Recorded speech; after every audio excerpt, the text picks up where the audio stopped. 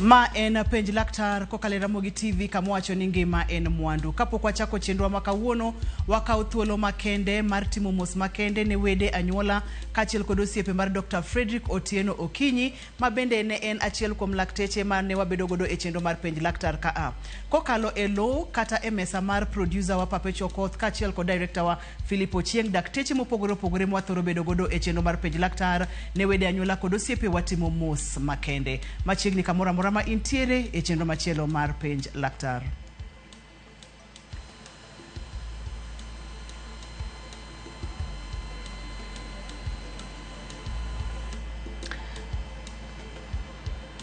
Bang' timo mos makende, adwani mondo mi akawie thuolo ni mondo mi arwak daktari wa makawuono obonyiso wa nyinge, en wuod kanye, olonye weche mage, kokwa ketho kinde wadonje twak achiel kachiel. Machiegni daktari e penj laktar. Erokamano.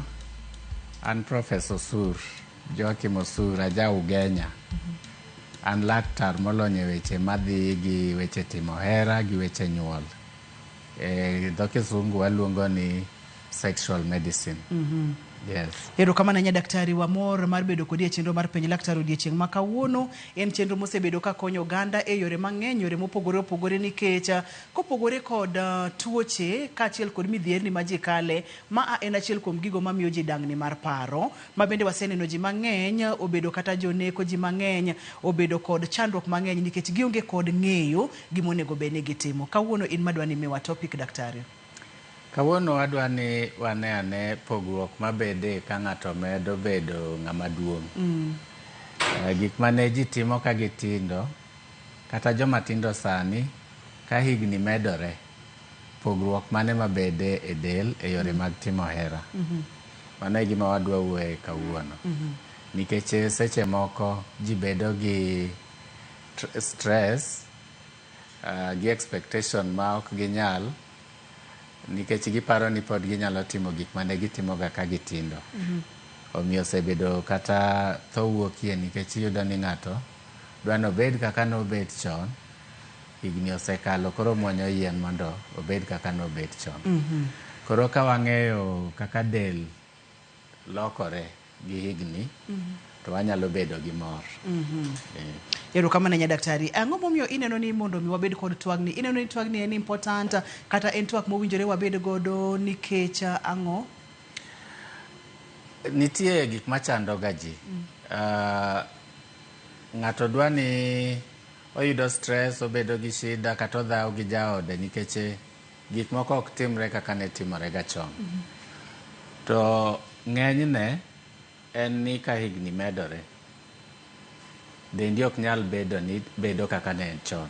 Liet mane in go cha dok chien. Koro ka liet dok chien, teko be dok chien, tuoche moko be biro e yo ka, stress mag ngima be ng'eny, ok inyal bedo kaka ne intie chon. To ji ok ong'eyo mano.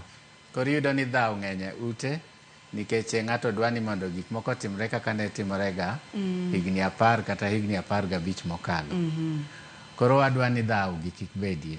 Wadwani wang'e ni changes mage manyalo bede ka ji medo bedo together, ka ng'ato medo higni, changes mage mabiro e yore mag timo hera, mondo kik gibed gi dhaw e ot. En twak makende wantiere kod Professor Osur e studio, ma bende onyiso wa ni gin lokruoge maber ka ing'eyo kaka nyakwara Ramogi Ajwang'a. Paro mayande in godo kata yore mane intiere godo ka podi tin, kaka higa medo sudo, kata kaka ndalo medo lokore, e kaka gik moko bende lokore e del. Koro daktari dwani ji ong'e weche gi mondo mi ing'e kaka inyalo wuotho okang' kokang'. Adwani mondo wang'e ane lokruoge mathoro bedo. Wachak kuom joma tindo kaka del chal, kato wadhi e higni madiere kaka del chal, kato bang'e wabong'e lokruoge mopogore opogore kaka ndalo medo sudo. Nitie gima waluongo gi dho ngere ni sexual cycle. Matiende ni ka ng'ato dwa riwore gi wadgi, process mane modhiye, dende dhie process mane, dende lokore nade. Koro ka in ng'ama tin, iyudo ni gombo ng'eny. Gombo ng'eny, kata in ng'ama nyako kata ng'ama wuoyi, donge isewinjo joma kata ringo we jonyuolgi nikech owe kata school fees, owe kata school, gombo medore, oyudo ng'ama ohero, odwani mondo tim hera. Ma kikwere to koro ukethore. Onyalo ringo weyi kata ka in janyuolne. So nitie push no pressure mar timo hera bedo mang'eny ka ng'ato tin. To kata mana ka koro dhi e timo hera nowuon, iyudo ni ging'eny gi teko. Ging'eny gi teko ma gidwa time, ginuoye ding'eny. To pod ok giwinj ni giol.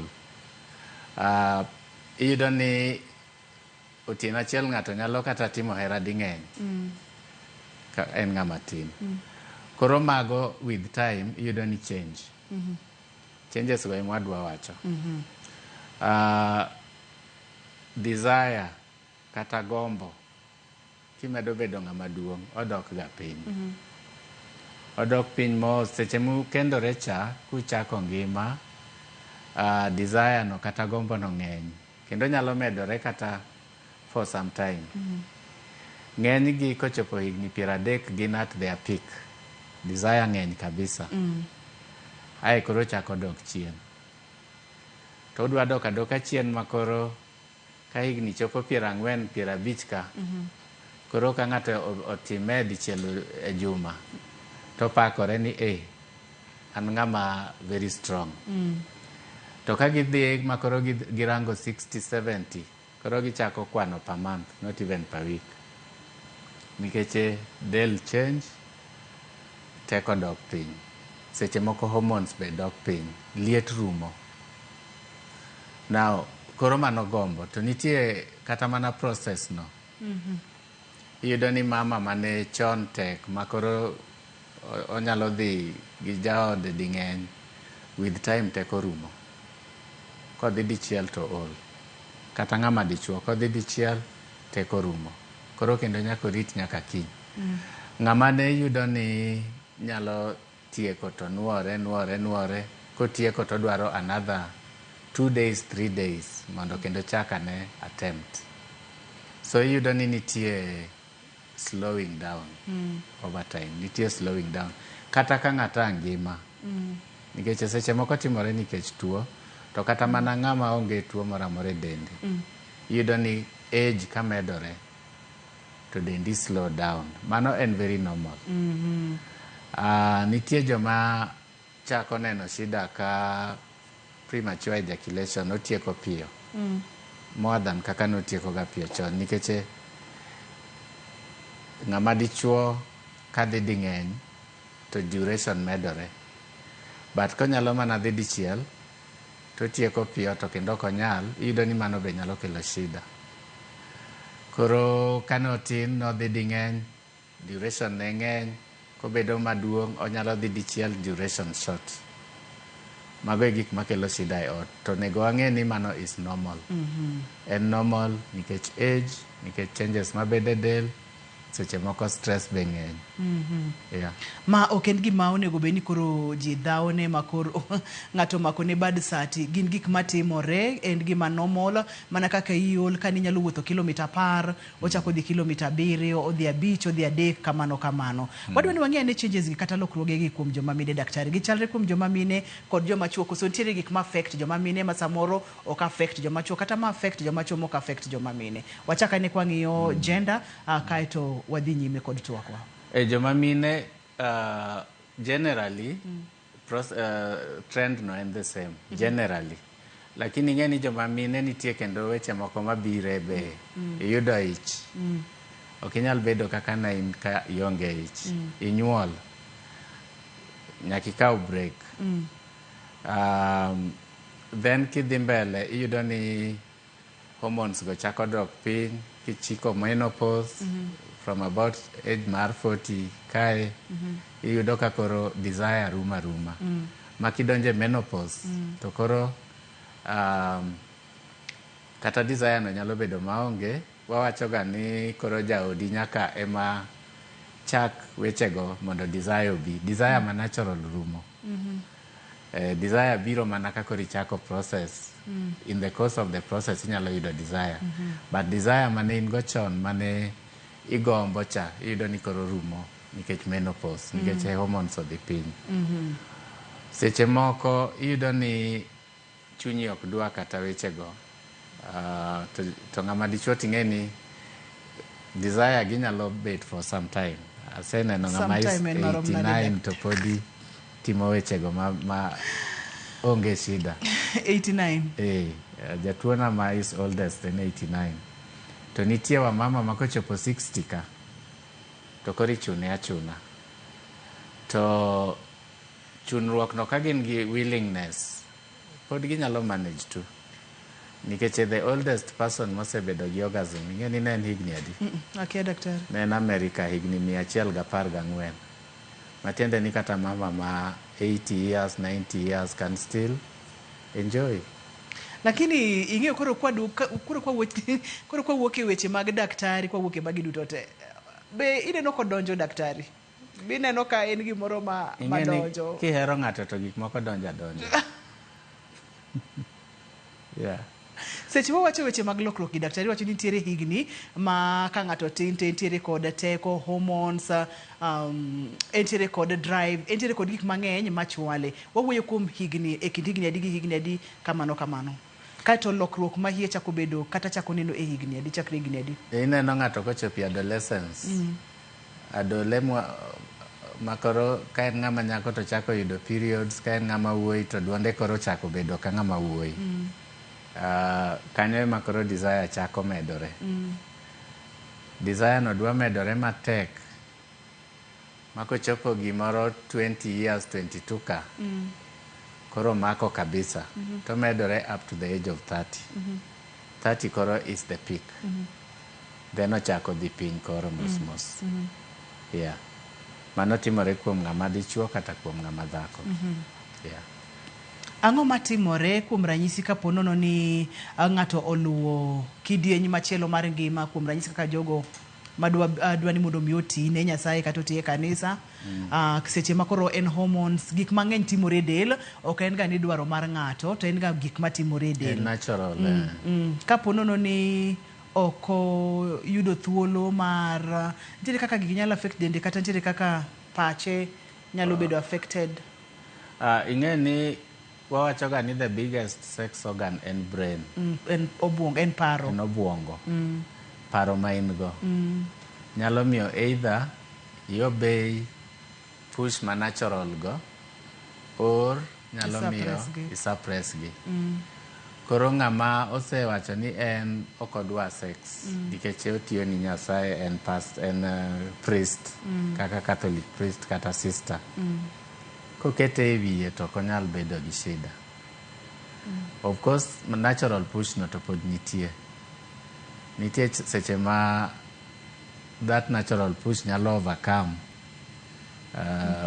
obuongo. Tiyudo ni ng'ato mes. Dongi winjo giga. Mano nyalo timore, but brain no ema most important. Ema miyo kata seche ma koro ng'ato is old, joma wawacho ni koro gin old ka. Ka in gi willingness, ka e pachi neno ni podi gini to negatim, omiyo family na bedo gi mor, kata ka in 80 kaka wawacho cha. Kikete ni you can do it, to you will manage. Gima timore gi ng'eny ji en ni sana joma mon. Nitie age ma kochope to neno ni koro onegawe. To kisekete i pachi no negiwe, to kinyal manage. Koro brain no en very important. Ma en obuongo, en pachi, kaka pachi paro. Kapo nono ni ing'ado ni ohio gini to miya tabu mang'eny, awera kode mos dendi dhi adapt, obuongo dhi wacho ni magi monego beni timore, kato iwe aweya. Kapo nono ni wacho ni pod intiere kod teko kata intiere giminyalo time, to bende obuongo ni bro jiwi ajiwa kata bro chwaki. Yenwa waka yueyo ka waduogo e thuolo mar ariyo, daktari bro wuotho kodwa e stages gi, kaka nochako ni desire, ibro mulonwa kacha weche mag arousal, orgasm, kod weche makamago duto te e kidieny mar ariyo, kato kidieny mar adek dhi bedo mari, mondo mi penj laktar Kikisudi.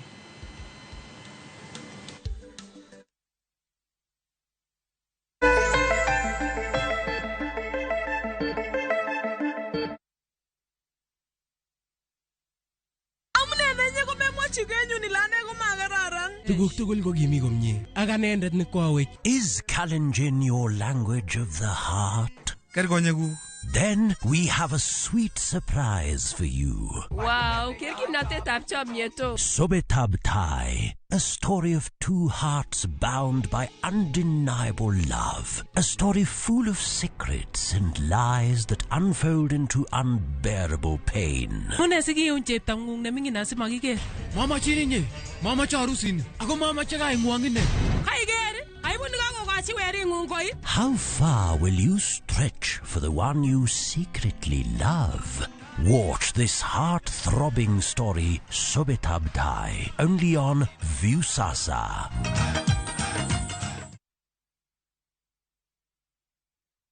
Female genital fistula FGF en tuo ma ikelo kod muoch ma oremo kuom kinde malach ahinya to kokao okang' mapiyo mar manyo thieth ma inyalo kelo mol mar oko matin gi maduong' ma ok chung.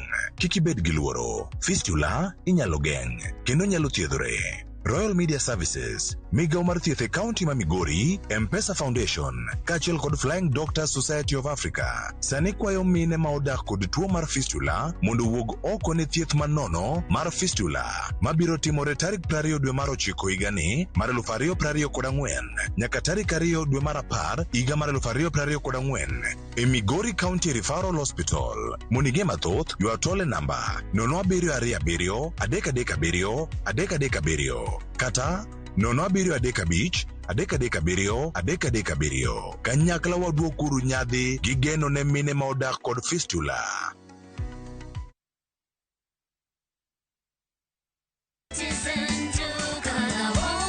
Kabla ya kupaka nyumba rangi, lazima ufanye preparations Ndio maana Citizen Duka na Mudhukinjo Paints wanakuletea package ya offer za ajabu kwa materials za mjengo. Unapata filler za JK 25 kgs 5 pieces, Duracoat Superfast 20 liters mkebe moja, scraper ya 4 inch piece moja na karatasi ya mchanga ya 10 feet P120. Zote hizi kwa bei special ya 9,500 on Citizen Duka. Na just imagine, una save 1,300. Hii ni deal moto na haitalast. Piga star 487 star 5 hash saa hii. Lipa na utapokea SMS ya confirmation. Alafu uende kwa counter ya Citizen Duka kwenye duka ya Mudhukinjo kuchukua materials zako. Unangoja nini? Save chapa kwa mjengo yako na Citizen Duka. Citizen Duka, the home of discounts. Citizen Duka, the home of discounts.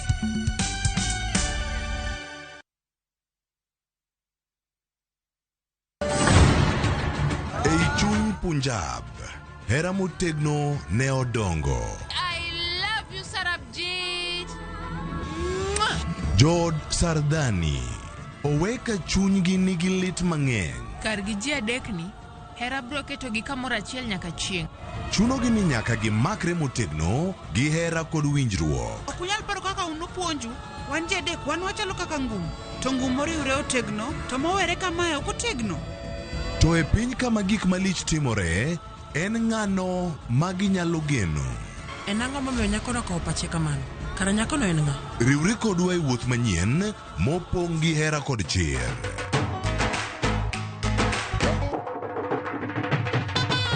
Choti Sardani, wuok tich nyaka ngeso saa 2:15 otieno.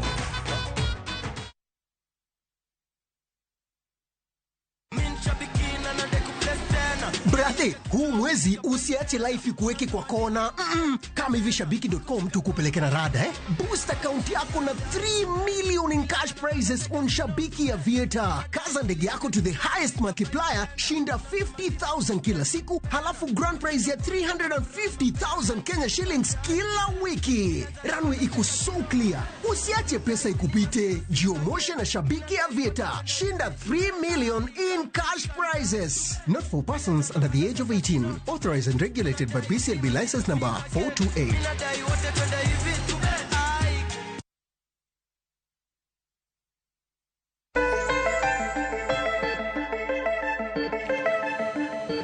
Machiegni kendo penj laktar kokalo Ramogi TV kawa wacho ni ngima en mwandu. Wantiere kod Profesa Usure studio ka opimonwa lokruoge mathoro bedo kuom oganda kuom mine kachiel koda ka joma chuo mabende ang' nokel lokruok e yoregi mag bedo e achiel kata e yoregi mag timo hera. Daktari opimonwa kacha ni en gima normal, en gima kawaida, ok en gino monego bed ni miyo ng'ato wasiwasi. Ooyo, en mana ni gima omako dhoga ni joma chuo kare nyalo chapni makata higni 90 to pod ochapni achapa makata olo.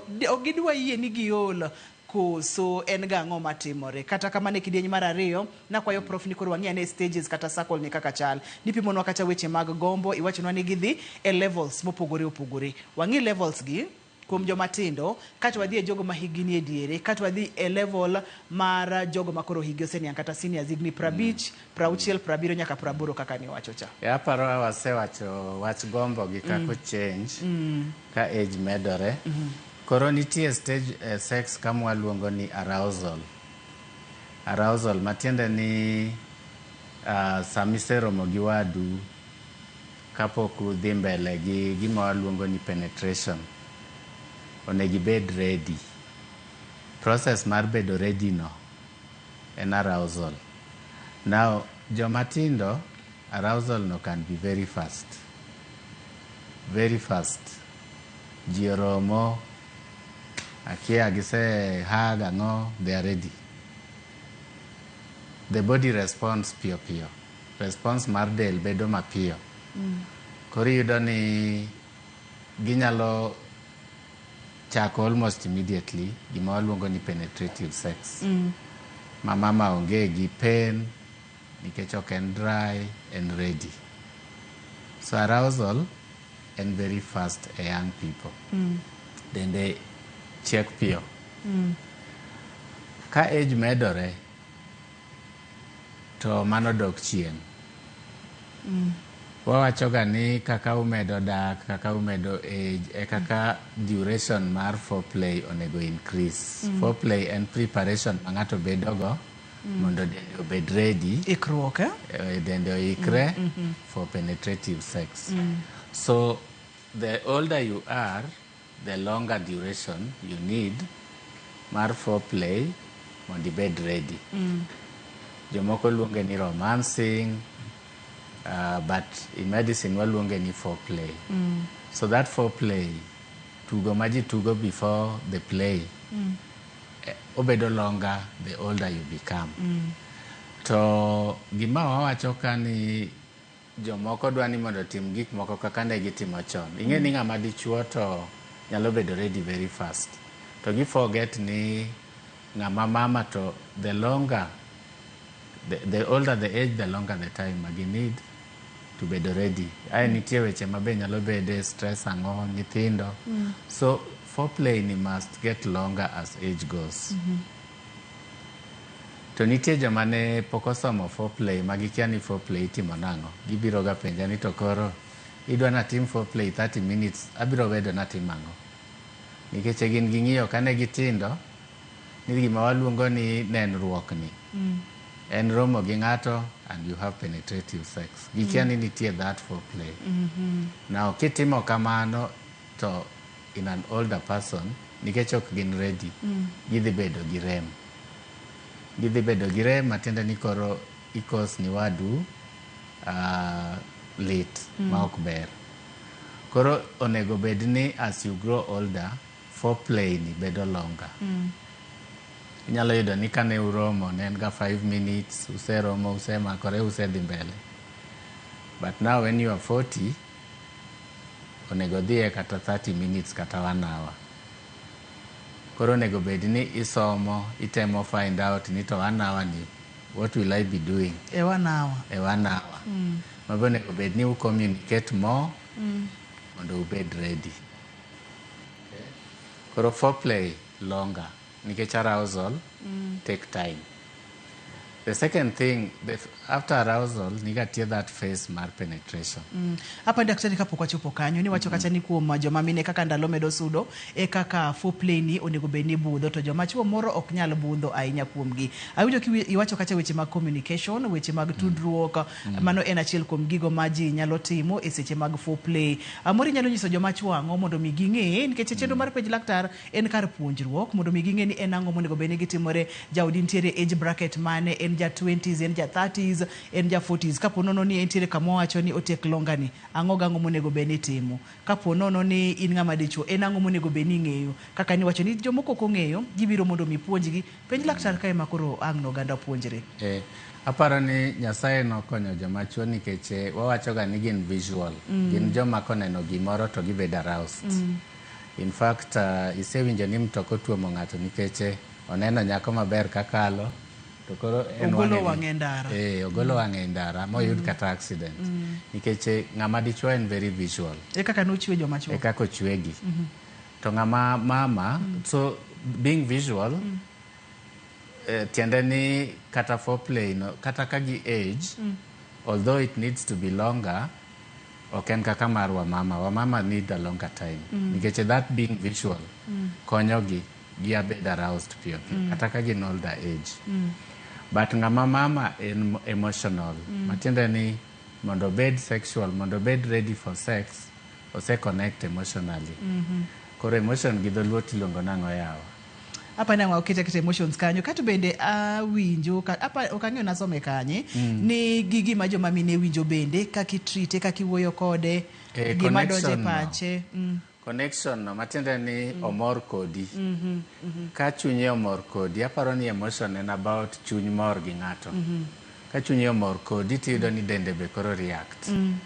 To for her to cool down, mondo cool down to the extent makoro ochako connect kodi, the older they are, the longer it takes. They need more time for connection to happen. Emomiyo foreplay is important to bring them to the mood, to bring emotions back. Mondo gibed nigin ready, gise connect kodi at a very deep level. Now, gik ma ng'ato nyalo timo to bring that, mondo foreplay no bed good for the lady, luore. Ing'eni ji opogore. Emomiyo negi ilan your partner. Ji opogore. Okanyal wacho ni kiss. Nikech nitie jomok dwa kiss. So, nitie parts of the body of a woman ma are naturally sensitive, but you don't need jomoko, one part and more sensitive than the other. The duty mang'ama dichuo nigo is to learn the woman they live with. Mondo ng'eni what makes my woman happy. Kiko dhiyo tim gik mamiyo ng'ato winjo marach to giparo ni ing'e ni chuo are very funny. Seche moko ywak nikech winjo rem to en oparo ni kori mor. So they should learn their partners, what actually makes my partner happy. And communication, me wachacha, is very important in that. How you communicate, someone can say, kanyoto kane kaber, or kanyoto is good. Okay? So it is important, Mondo, that connection obedie, communication obedie.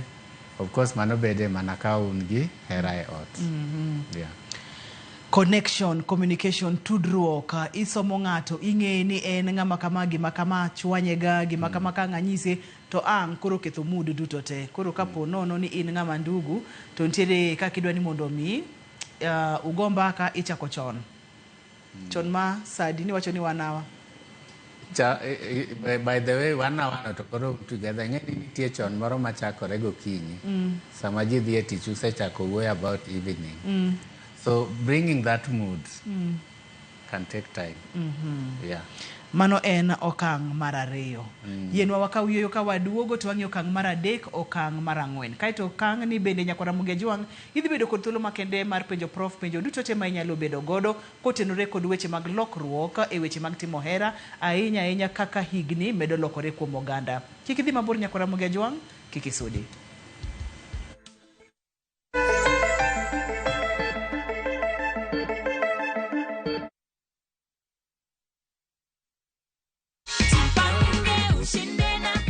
Umefikiria matumizi ya hii pesa, Esther? Unapanga kufanya nini? Kuboost kazi yangu. Kazi, si ndio? Yeah. Niko na cheki yako hapa hivi. Hii sasa wacha nikukabidhi ndio tuhakikishe ati hii pesa ndio yenye uliambia umeshinda. Ndio hii iko hapo? Yeah. Umeverify? Kweli. Shikilia cheki yako. Tuko na goodie bag hapa hivi. Hiyo ni yako. Uzidi kujipanga, unaweza bahatika uchukue milioni 1.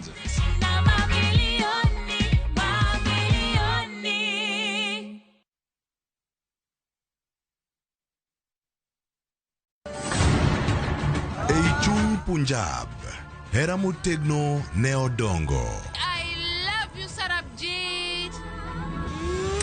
Jod Sardani, oweka chunygi nigi lit mang'eny. Kargi ji adekni, hera bro keto gi kamoro achiel nyaka chieng'.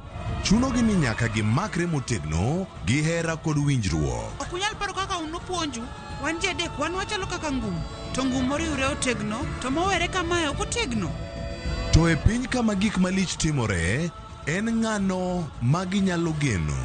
En ang'o momiyo nyakono okawo pache kamano? Kara nyakono en ng'a? Riwri kodwa e wuoth manyien mopong' gi hera kod chir.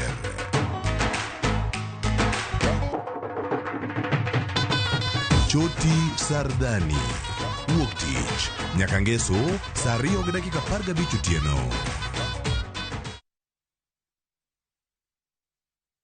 Dreaming of Italy, but worried about planning your trip? View Travel has you covered. View Travel invites you on a 5-day, 4-night adventure starting from $1,650. Sail to the enchanting island of Venice, where ancient canals whisper tales of the past. Immerse yourself in the grandeur of Rome, exploring its iconic landmarks like the Imperial Forums. Discover the artistic heart of Florence, a city inspired by the Renaissance as you witness the timeless craft of Murano glass blowing. With guaranteed departures, personalized quotes, and our unwavering commitment to reliability, View Travel is your trusted partner in creating unforgettable Italian memories. Book your adventure today. Visit viewtravel.com or call 0703 254 254.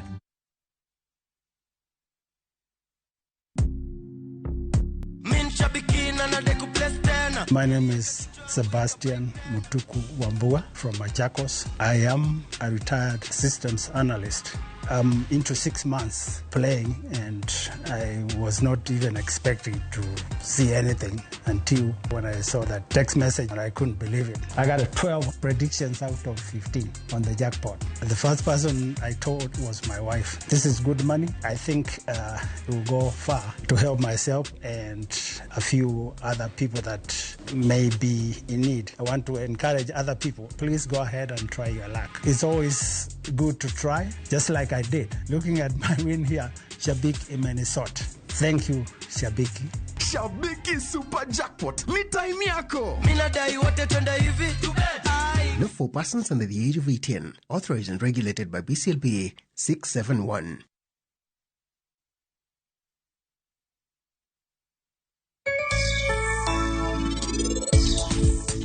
Alot ni nyocho iteni odongo mang'eny modhi obedo piny kama. Kobedo piny, koro obedo gi sunburn.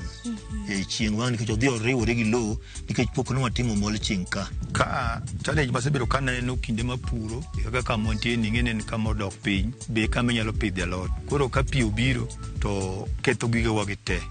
Mwachako warit nyaka koro chako tuo koro kochako wapidho. Waketo mbolea gi e seche mag chieng' mondo mi omed bedo gi ng'ich.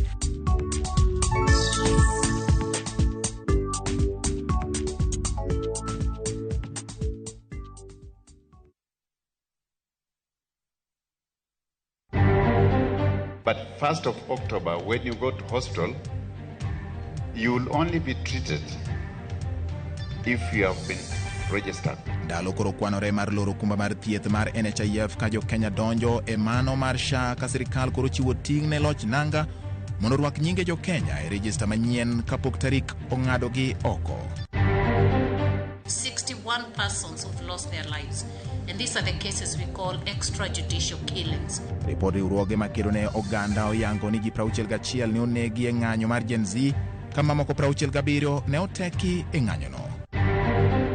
This is good news to farmers And this is a confirmation that the presidential visit was not just mere talk, it was a talk that has been followed with positive action. Sirikal oyango ni oketo siling milion 68 ne chulo ji mane ochiwo lopegi ne gero kar pur mar Lower Kuja Irrigation Scheme.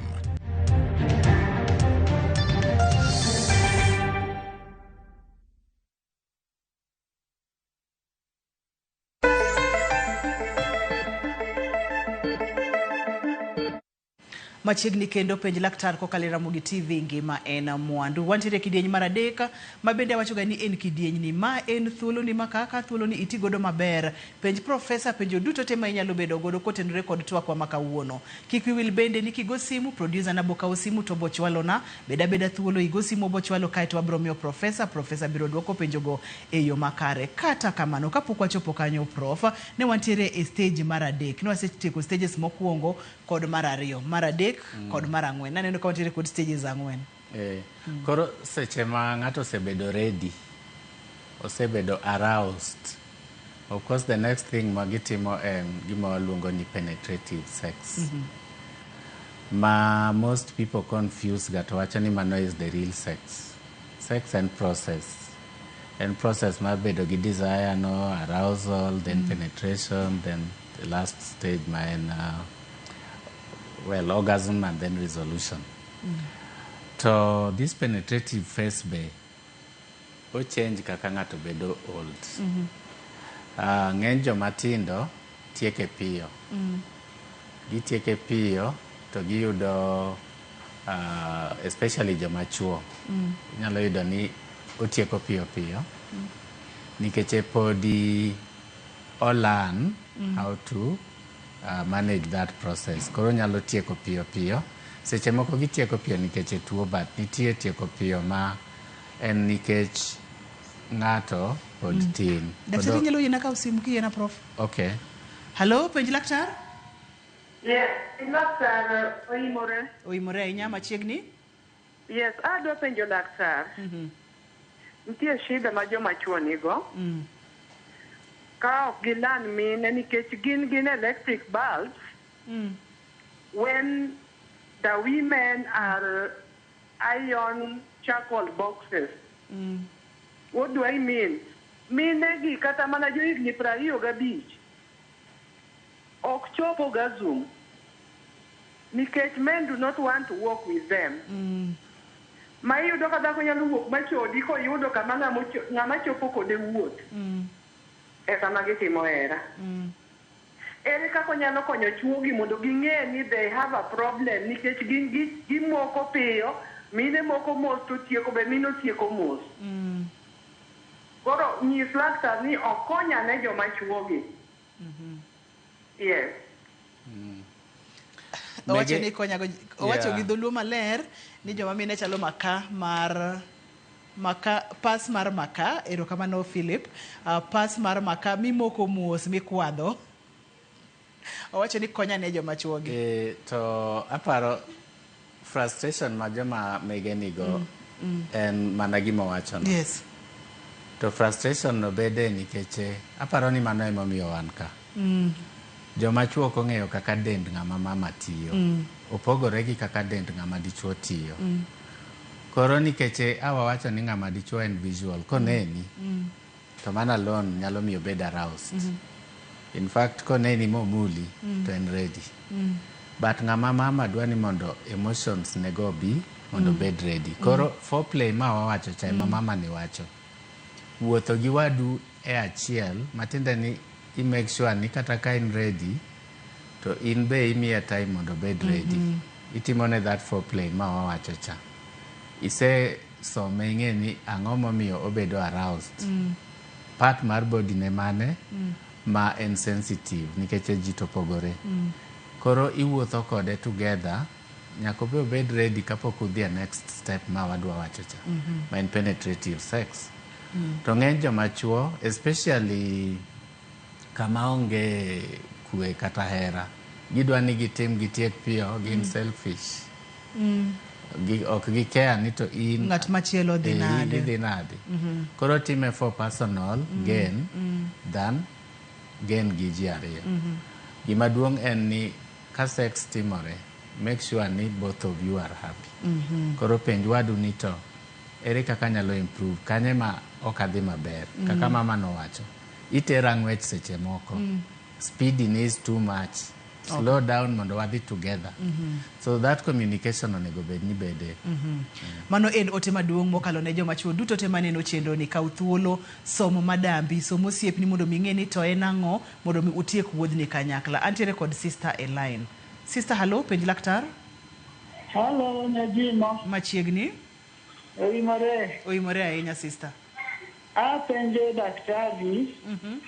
Joluo niga gi tim moro ni ka dhako osewedieri dwe. To gibukore giwacho ni dhako no koro ti. Koro ineno ka ok odwa bedo kodi. Odhiyo manyo dhako moro oko kuchecho. Kata ineno moro owuok kata odhi e muda teragi. Ni kori sewedieri dwe. Penja ni daktari ni gino en ga adieri koso ang'o ma gitimo ni ji. Yiena mondo mi amak machielo kiyiena. Hello, penj laktar. Penj laktar, apenjo niya. Dhi nyime.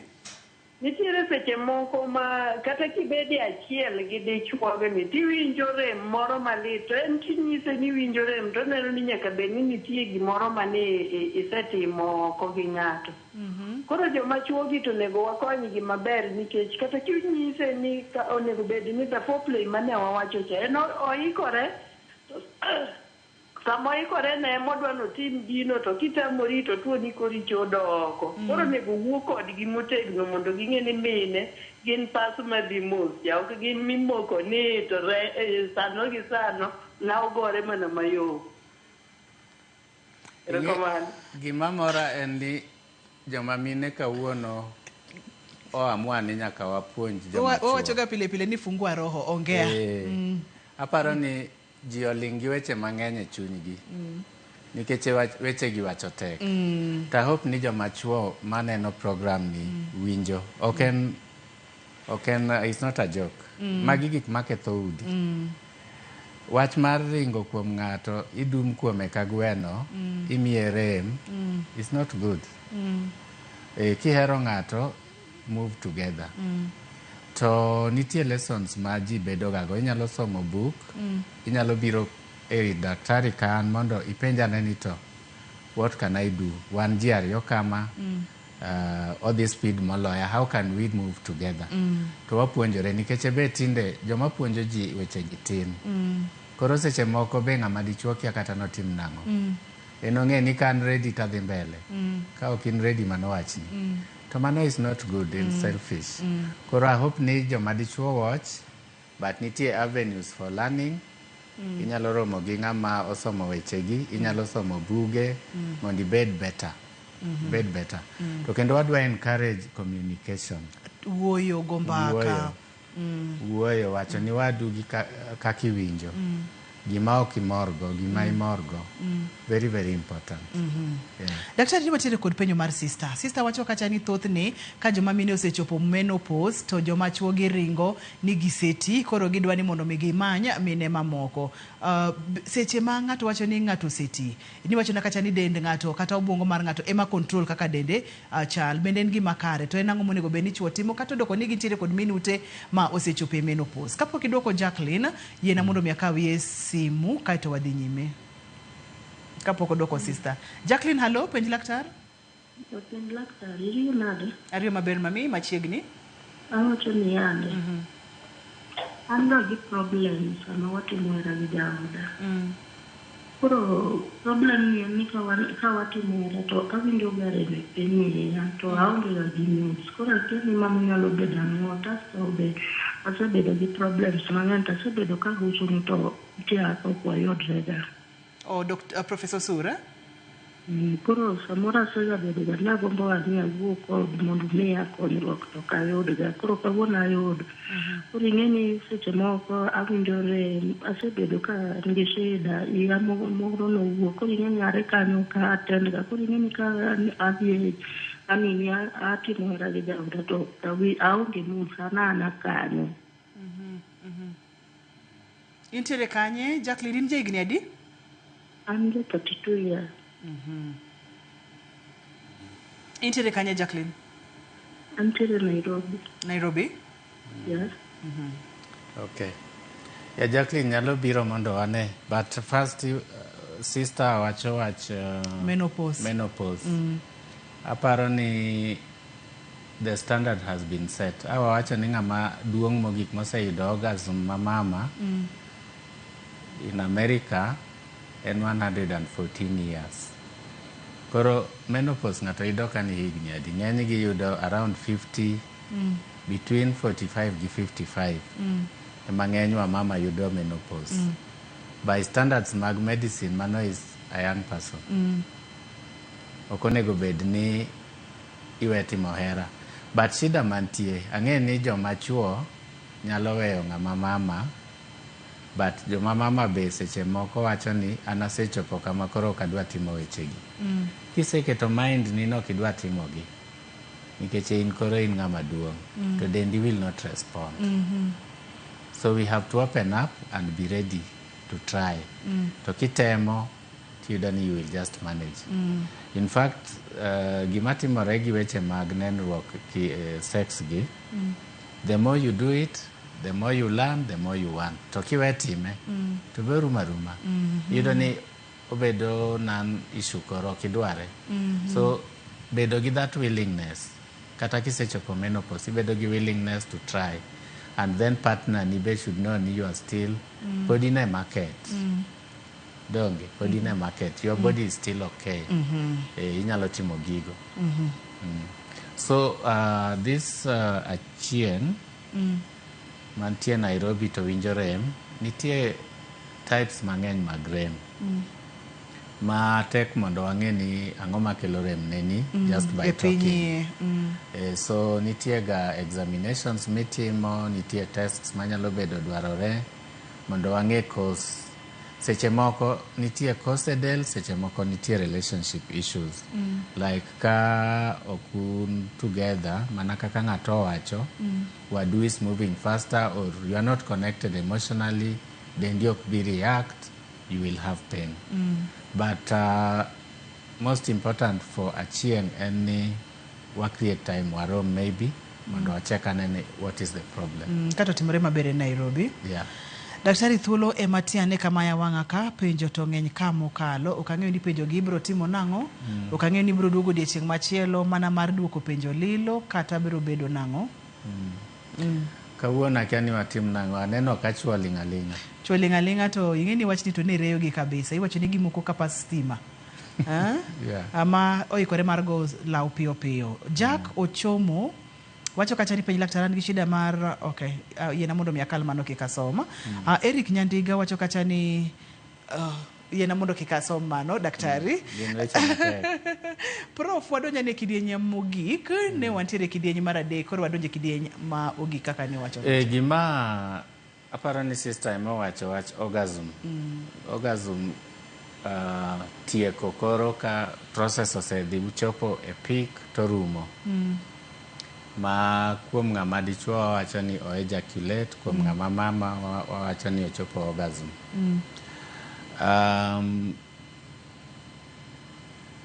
Ka ng'ato young, okay, kwa chako gi ng'ama mama, initially, early ages go seche moko, they are still learning, inyalo yudo ni orgasm is not as frequent. But kagi chopo around between age of 22-30 ka, they have learned, gise somo dendigi, yudo orgasm more frequently. 35 podian kamano, but kakoro chako chopo 40-45, makoro hormones chako change cha. Tiyudo ni it takes longer mondo yud orgasm. It becomes more difficult mondo yud orgasm. Oknok ginyal yudo, giyude, but there is more work. More work needed mondo chop kanyo. And that increases with age. Koronga ma 60, it will take longer and it will be more difficult mondo yudi. Ng'amadichwato, of course, most of them will finish, but nitie weche manyalo wuok ka ng'ato bedo maduong'.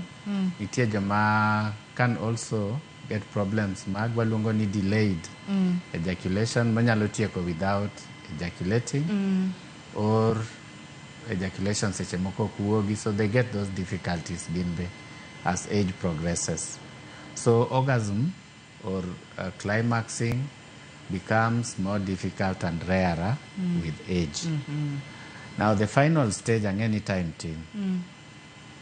Bang orgasm ni or bang climaxing or ejaculation, people go into what we call resolution. Matenda ni dendgi duogo bedo cold. Dendgi duogo relax. Mood rumo. And for young people, it takes a very short time. That resolution stage, nikeche during resolution, no, you don't need ngatok nyal timo sex.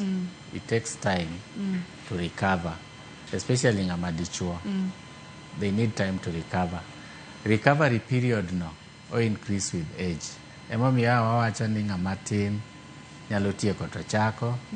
As age goes, inyalo yudo ni onid 1 hour. By the time I'm 50, 60, hey, mondo recover, you know, it's like you've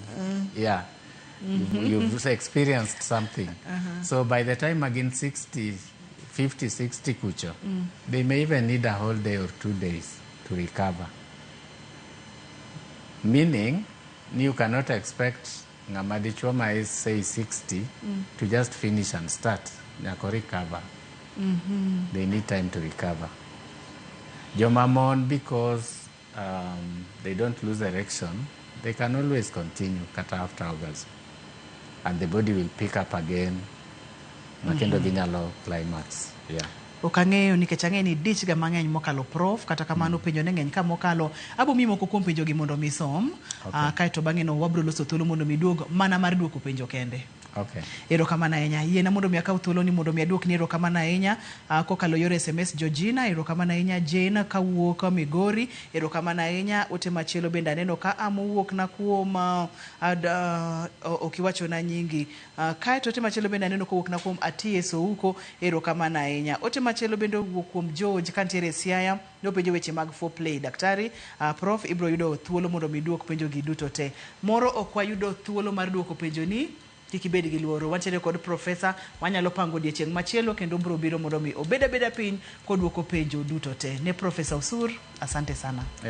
Erokamano ahinya, wamor kendo waduoko erokamano makende. Iyudori kanye nambani mar simu ne jogo ma samoro ne dwaro ng'eyo kama inyalo yudie? Anatiyo Amref International University. Amref nigi clinic manyal anene jotuo. But and by booking, kanga to do a book appointment, to go simu 0746 028 088. Ekogo simu to ibuke then waromo. Erokamano ahinya. Ne in jahera mar chenro ni ageno ni puonjori 1 2 3. Kiluonga ni Ruth Otieno, oriti masani, kik iwil ni ngima en mwandu. Mano bende na achiel kuom gigo mwadwani wapuonjre kendo wabed kod ngima makare. Oriti masani.